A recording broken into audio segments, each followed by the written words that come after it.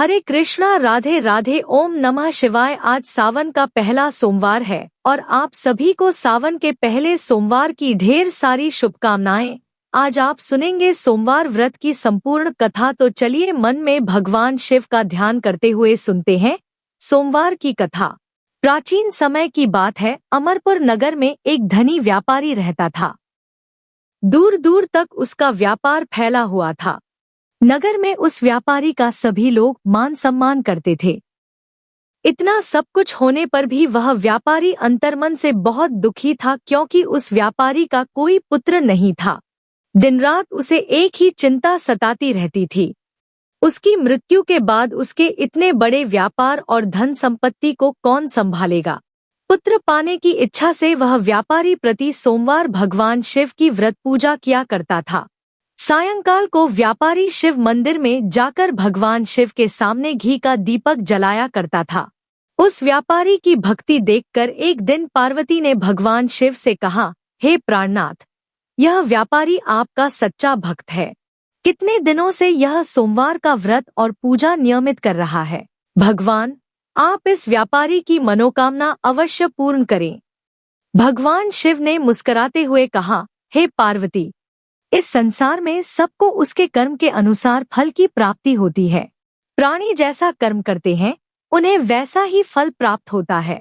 इसके बावजूद पार्वती जी नहीं मानी। उन्होंने आग्रह करते हुए कहा, नहीं प्राणनाथ, आपको इस व्यापारी की इच्छा पूरी करनी ही पड़ेगी। यह आपका अनन्य भक्त है। प्रति सोमवार आपका विधिवत व्रत रखता है और पूजा अर्चना के बाद आपको भोग लगाकर एक समय भोजन ग्रहण करता है। आपको इसे पुत्र प्राप्ति का वरदान देना ही होगा। पार्वती का इतना आग्रह देखकर भगवान शिव ने कहा, तुम्हारे आग्रह पर मैं इस व्यापारी को पुत्र प्राप्ति का वरदान देता हूँ, लेकिन इसका पुत्र 16 वर्ष से अधिक जीवित नहीं रहेगा।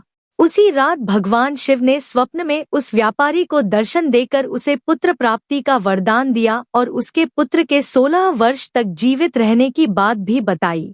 भगवान के वरदान से व्यापारी को खुशी तो हुई, लेकिन पुत्र की अल्पायु की चिंता ने उस खुशी को नष्ट कर दिया। व्यापारी पहले की तरह सोमवार का विधिवत व्रत करता रहा। कुछ महीने पश्चात उसके घर अति सुंदर पुत्र उत्पन्न हुआ। पुत्र जन्म से व्यापारी के घर में खुशियां भर गईं। बहुत धूमधाम से पुत्र जन्म का समारोह मनाया गया। व्यापारी को पुत्र जन्म की अधिक खुशी नहीं हुई, क्योंकि उसे पुत्र की अल्प आयु के रहस्य का पता था। यह रहस्य घर में किसी को नहीं मालूम था। विद्वान ब्राह्मणों ने उस पुत्र का नाम अमर रखा। जब अमर 12 वर्ष का हुआ तो शिक्षा के लिए उसे वाराणसी भेजने का निश्चय हुआ। व्यापारी ने अमर के मामा दीपचंद को बुलाया और कहा कि अमर को शिक्षा प्राप्त करने के लिए वाराणसी छोड़ आओ। अमर अपने मामा के साथ शिक्षा प्राप्त करने के लिए चल दिया। रास्ते में जहाँ भी अमर और दीपचंद रात्रि विश्राम के लिए ठहरते, वहीं यज्ञ करते और ब्राह्मणों को भोजन कराते थे। लंबी यात्रा के बाद अमर और दीपचंद एक नगर में पहुँचे। उस नगर के राजा की कन्या के विवाह की खुशी में पूरे नगर को सजाया गया था। निश्चित समय पर बारात आ गई, लेकिन वर का पिता अपने बेटे के एक आंख से काने होने के कारण बहुत चिंतित था। उसे इस बात का भय सता रहा था कि राजा को इस बात का पता चलने पर कहीं वह विवाह से इनकार न कर दे, इससे उसकी बदनामी होगी। वर के पिता ने अमर को देखा तो उसके मस्तिष्क में एक विचार आया। उसने सोचा, क्यों न इस लड़के को दूल्हा बनाकर राजकुमारी से विवाह करा दूं। विवाह के बाद इसको धन देकर विदा कर दूंगा और राजकुमारी को अपने नगर में ले जाऊंगा। वर के पिता ने इसी संबंध में अमर और दीपचंद से बात की। दीपचंद ने धन मिलने के लालच में वर के पिता की बात स्वीकार कर ली। अमर को दूल्हे के वस्त्र पहनाकर राजकुमारी चंद्रिका से विवाह करा दिया गया।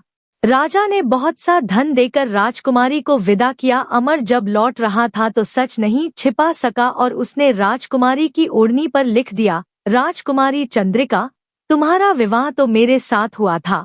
मैं तो वाराणसी में शिक्षा प्राप्त करने जा रहा हूँ। अब तुम्हें जिस नवयुवक की पत्नी बनना पड़ेगा वह काना है। जब राजकुमारी ने अपनी ओढ़नी पर लिखा हुआ पढ़ा तो उसने काने लड़के के साथ जाने से इनकार कर दिया। राजा ने सब बातें जानकर राजकुमारी को महल में रख लिया। उधर अमर अपने मामा दीपचंद के साथ वाराणसी पहुंच गया। अमर ने गुरुकुल में पढ़ना शुरू कर दिया। जब अमर की आयु 16 वर्ष पूरी हुई तो उसने एक यज्ञ किया। यज्ञ की समाप्ति पर ब्राह्मणों को भोजन कराया और खूब अन्न वस्त्र दान किए। रात को अमर अपने शयन कक्ष में सो गया। शिव के वरदान के अनुसार शयनावस्था में ही अमर के प्राण पखेरु उड़ गए। सूर्योदय पर मामा अमर को मृत देखकर रोने पीटने लगा। आसपास के लोग भी एकत्र होकर दुख प्रकट करने लगे। मामा के रोने विलाप करने के स्वर समीप से गुजरते हुए भगवान शिव और माता पार्वती ने भी सुने।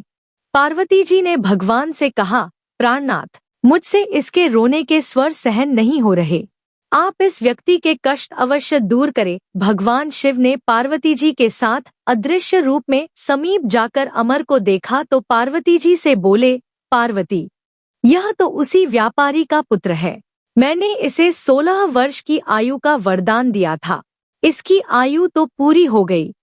पार्वती जी ने फिर भगवान शिव से निवेदन किया, हे प्राणनाथ, आप इस लड़के को जीवित करें, नहीं तो इसके माता पिता पुत्र की मृत्यु के कारण रो रो कर अपने प्राणों का त्याग कर देंगे। इस लड़के का पिता तो आपका परम भक्त है, वर्षों से सोमवार का व्रत करते हुए आपको भोग लगा रहा है।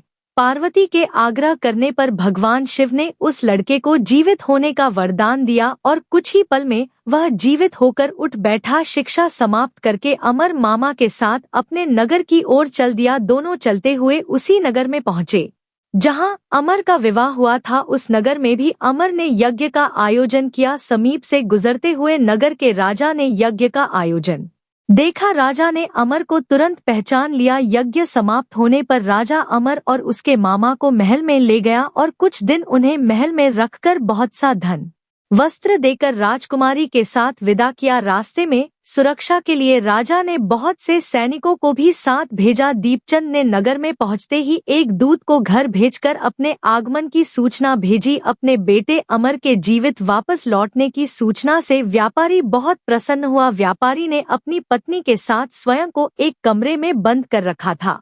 भूखे प्यासे रहकर व्यापारी और उसकी पत्नी बेटे की प्रतीक्षा कर रहे थे। उन्होंने प्रतिज्ञा कर रखी थी कि यदि उन्हें अपने बेटे की मृत्यु का समाचार मिला तो दोनों अपने प्राण त्याग देंगे।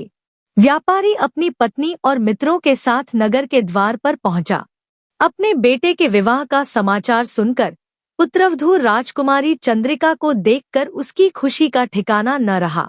उसी रात भगवान शिव ने व्यापारी के स्वप्न में आकर कहा, हे श्रेष्ठी, मैंने तेरे सोमवार के व्रत करने और व्रत कथा सुनने से प्रसन्न होकर तेरे पुत्र को लंबी आयु प्रदान की है।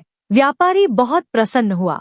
सोमवार का व्रत करने से व्यापारी के घर में खुशियां लौट आईं। शास्त्रों में लिखा है कि जो स्त्री पुरुष सोमवार का विधिवत व्रत करते और व्रत कथा सुनते हैं, उनकी सभी इच्छाएं पूरी होती हैं। तो प्रेम से बोलिए भगवान शिव की जय।